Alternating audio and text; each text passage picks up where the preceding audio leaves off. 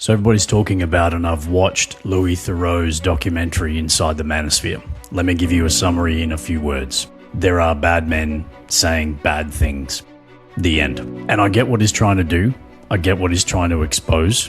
But it's not new information. And unless you've been living under a rock in the last 5 years, most people would be aware of the Andrew Tates and their ilk in the world. So for me, the documentary is a swing and a miss. And I'll give you a few reasons why. The first problem, there's no definition. If you're going to talk about a problem, let's define it. The manosphere is a very wide net, and depending on who you ask, that might include everybody from Jordan Peterson and Andrew Huberman, Chris Williamson, Joe Rogan, and a whole raft of different people that includes the red pill rage bait dickheads, all the way through to fitness influencers and a lot in between. It is not a useful conversation to put everybody into one category. Second problem, he took the most extreme examples of the most hateful, misogynistic, small-minded boys pretending to be men, extracted their most heinous comments into a montage, showed it back to them, and then watched them cringe. Yes, they said those fucked up things. No, those things aren't okay. But when you concentrate and extract and then show that, what you're doing is representing a very, very large group of people who haven't been defined by a very select, narrow list of things that are being said by a small group of people. The doco only actually really featured 3 people who were in the category of what I would consider to be probably mostly dickheads. He spent a long time talking about the grift, which is definitely going on, but he didn't mention the reason why it exists.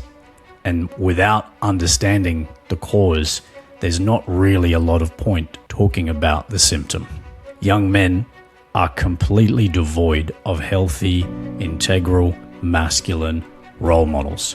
There has been decades of content and media and narrative that pathologizes masculinity. So it's not surprising that a group of hyper-masculine, fast car-driving dudes with lots of women on their arms that represent something of a caricature, cartoon character of what a 17 or 16-year-old boy might think a man looks like. It's not surprising when those people turn up to fill the gap that they resonate. He also was very selective in the conversation of focusing on the negativity, the downside, and the toxicity, which there is in a small group of people.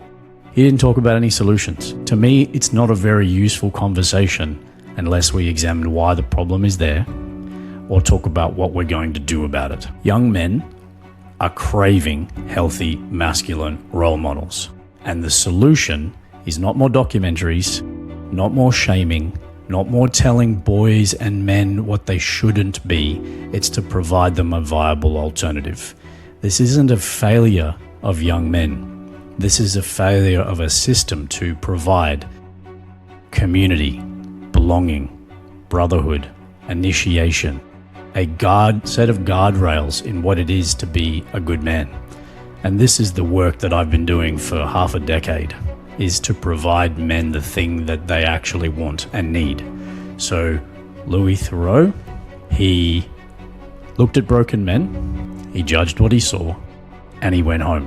Some of us are still here trying to solve the problem.